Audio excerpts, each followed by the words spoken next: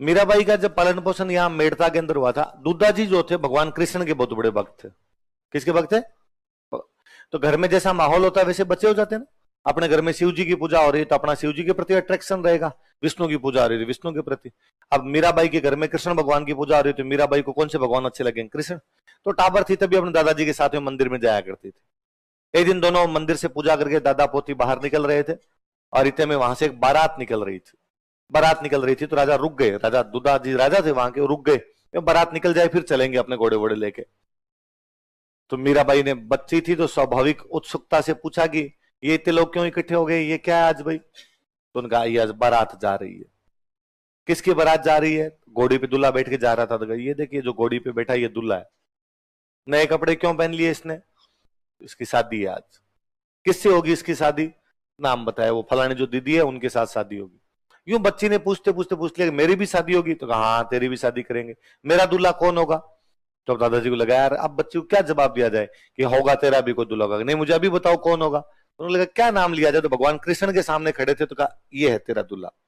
मीराबाई इस बात को सीरियस ले गए। मीराबाई भगवान कृष्ण को अपना पति मानते थे। शादी हो गई, यहां मेड़ता रहे तब तो ठीक है, भगवान कृष्ण वाला माहौल था, घर के अंदर पूजा करते रहे। शादी करके जब मेवाड़ गए तो मेवाड़ वालों में तो भगवान कृष्ण का इतना था नहीं, वो एकलिंग नाथ की जय बोलने वाले लोग सारे के सारे वहां पे। पर मीराबाई ने जाके भोजराज जी को कहा, अपने पति भोजराज जी कहा कि भाई देखो मेरा सांसारिक दीन दुनिया में कोई लेना देना नहीं है, मेरा इस संसार में कोई मन भी नहीं लगता है, मेरा एकमात्र मन लगता है तो कृष्ण की भक्ति में लगता है, मेरो तो गिरधर गोपाल दूसरों ना। तो मैं ये कृष्ण भक्ति करना चाहती हूँ, क्योंकि अब संसार में जन्म लिया एक मानव के रूप में आई हूं, इसलिए शादी ब्याह ये सब काम भी करने ही है, लेकिन फिर भी ये कोई गृहस्थी मेरे संसार में मेरा कोई है नहीं विश्वास ज्यादा। भोजराज बहुत भले आदमी थे, भोजराज जी ने कहा कोई दिक्कत नहीं, आप तो अपने भगवान की भक्ति किया करो, आपको इन सांसारिक चीजों में पड़ने की भी आवश्यकता नहीं। तो उन्होंने खूब सपोर्ट किया मीराबाई को। इवन कहते हैं कि भोजराज का साथ वाले दोस्तों ने यूं कहना शुरू कर दिया कि यार भोजराज तुम्हारी जो पत्नी है वो तुमसे तो कम प्यार करती है और भगवान कृष्ण से ज्यादा प्यार करती है। पत्नी अपने पति को प्यार करे पर वो तो यार भगवान कृष्ण को प्यार करती है।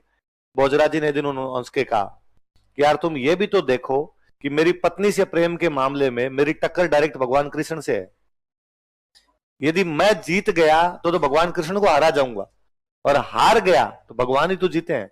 कोई आनिए बानिए से तो प्यार कर नहीं रही, डायरेक्ट भगवान कृष्ण से हो रहा है यार, अपने टक्कर उसको दे रहे हैं, इसके अंदर क्या बड़ी बात हो सकती है। तो अटूट ही प्रेम किया था उन्हें। तो राजस्थान की राधा कहते हैं, हम क्या कहते हैं? भोजराज जी की जल्दी डेथ हो जाती है 1522-23 के आसपास में, भोजराज जी की डेथ हो, सांगा से पहले ही भोजराज जी की डेथ हो गई।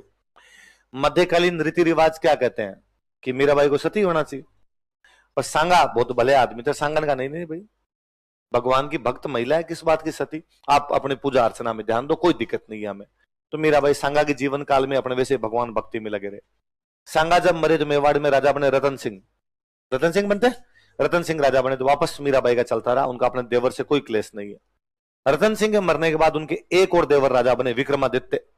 कौन राजा बने? उस टाइम में थोड़ा लफड़ा होना शुरू हुआ। उन दिनों चित्तौड़ के अंदर एक संत आए हुए थे, रैदास। कौन से संत आए हुए थे? और मीराबाई रैदास जी को अपना गुरु बना लेती है। गुरु कौन थे?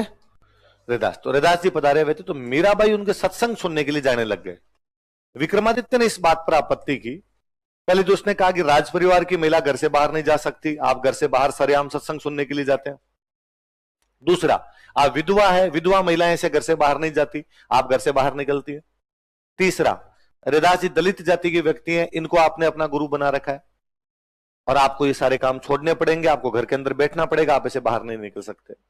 मीराबाई ने कहा मैं ये तीनों ही चीजें करूंगी, मैं राज परिवार की महिला हूं उसके बावजूद भगवान की भक्ति करूंगी, मैं विधवा महिला हूं उसके बावजूद मैं तो ये घर छोड़ के महल छोड़ के सत्संग सुनने के लिए जाऊंगी। और रैदास जी एक संत आदमी है, मेरे को उनमें ऊंच नीच जैसा कुछ भी दिखाई नहीं देता। वह कोई व्यक्ति जो ज्ञान की बातें बताए वो गुरु है और मुझे उनको गुरु मानने में कोई भी परहेज नहीं।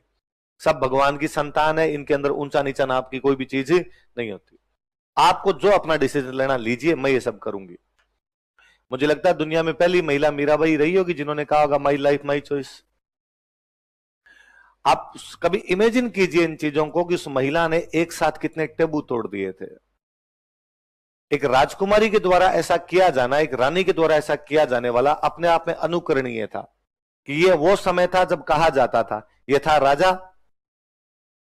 यदि कोई रानी इस प्रकार से कर रही थी तो बाकी लोगों पे भले कमोबेश 5-10% लोगों पे असर पड़े, पर असर तो पड़ता है कि वो रानी होके जब रैदास जी को अपना गुरु बना सकती है, इसका मतलब समाज में ऊंच नीच नाम की कोई चीज नहीं।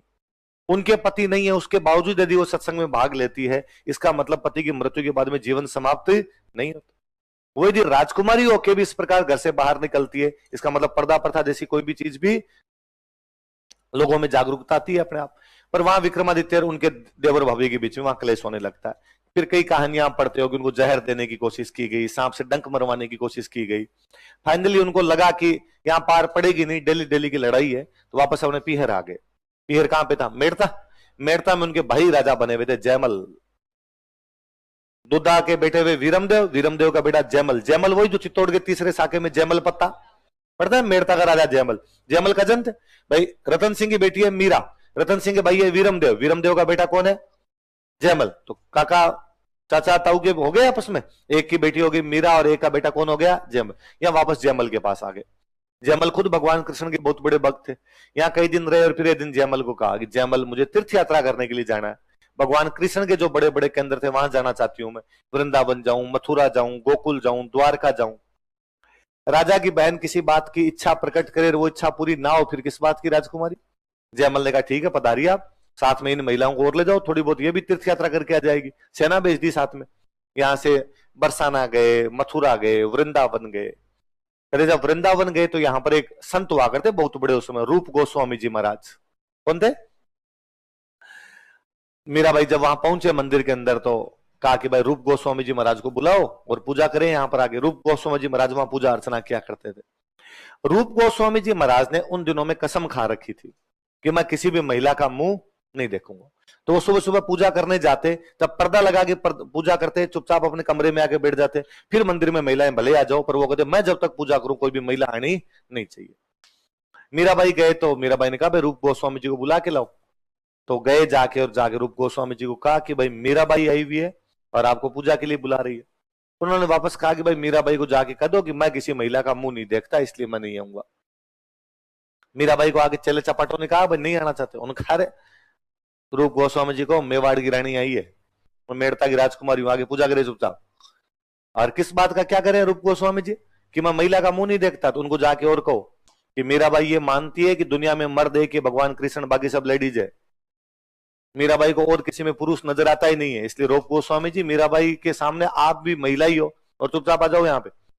उन्होंने जाके बाद में कहा कि उसका मानना है कि तुम तो खुद ही महिला ही हो और आगे पूजा कर लो। रूप गोस्वामी जी महाराज ने आगे दंडवत प्रणाम किया था कि किसी की नजरों में यही साबित हो जाए कि केवल भगवान कृष्ण ही है सब कुछ, बाकी में मुझे और कुछ दिखाई नहीं देता है, इससे बड़ी भक्ति तो और क्या होगी।